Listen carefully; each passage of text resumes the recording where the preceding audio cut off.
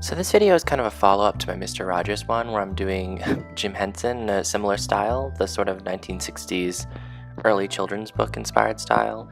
I guess maybe it's kind of like a puppeteer series. I don't know. I just always admired Jim Henson and his work, and I thought he was really neat. And I recently went to the Jim Henson traveling exhibit at the Skirball Museum in Los Angeles. It's like a Jewish cultural center museum. It's like a traveling exhibit that's been bobbing around places. And I just thought, I don't know, he'd make a nice addition to this. I was thinking of adding Bill Nye, but then that doesn't really match the puppeteering thing. This is the picture I was sort of inspired by. I've always kind of liked this image of him. I used to have a picture of it on my wall when I was a kid for like my inspirational people or whatever. I like that he kind of had like creative control over a lot of the properties. In a way, he was kind of like, I don't know, the Walt Disney of puppeteering. I think I like him more than Walt Disney. I like that a lot of it was like the puppets kind of developed from just socks, and they didn't really have names. They just kind of developed as they went along. I also didn't realize until recently that Jim Henson was actually like really cute. Just a side note, when he was younger. I don't know, I just saw photos of him when he was probably my age, and I was just kind of surprised because he always kind of looked like a hippie. I mean, to be honest, I always kind of thought Jim Henson was cute because I was like a weird kid. But like, I don't know, look at him when he was younger. I'm just kind of surprised no one ever mentioned this to me before. I'm a little bit irritated that no one told me. Anyway, I decided to do sort of like a muted palette for him, whereas I did a brighter one with Mr. Rogers. So it's the yellow and the green. So I was kind of doing like a 70s style because he had kind of a 70s hippie look with the beard and the moppy hair.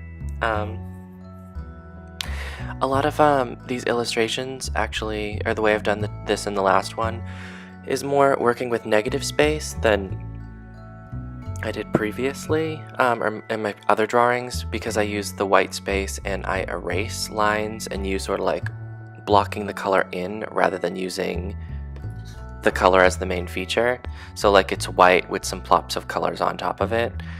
Usually in my drawings, white is kind of a highlight, whereas in this one, it's, I don't know, the faces and the backgrounds and whatever. Usually I use white as just like the eye color and then some highlights on noses or ears to look like shine or reflection. So yeah, I guess I would call these like working with negative space and limited colors, and I kind of like the way they've been turning out. I've been trying to think of who else I should include in this series. I don't really know what the theme of it is besides like creators of things or something. I don't know. I'd like to do more of them because I kind of like where I'm going with this. I might sort of just like implement this into my regular drawing style sometimes.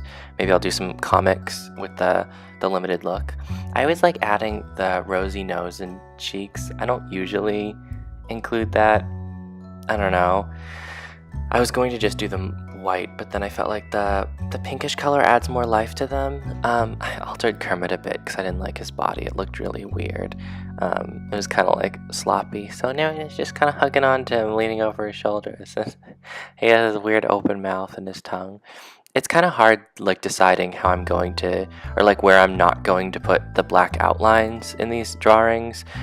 I mostly kind of do the black parts where I know using a white line wouldn't work. Like the hand blends too much into his shirt, so I couldn't do that. But Kermit's not going to get the outline. And then I have to draw his hand here because I don't put any background color. Then I'm going to put some strings in, or the little sticks they have that they use to control the arms of the puppets. They use this in like all the Muppet things. I saw like mostly growing up as a kid on Sesame Street. I used to think they were actually alive until I saw the sticks. Anyway, let me know how you think this turned out, and I don't know, give me tips on what other people I should draw for this series, and leave me some comments or subscribe, whatever YouTubers do. Anyway, see ya!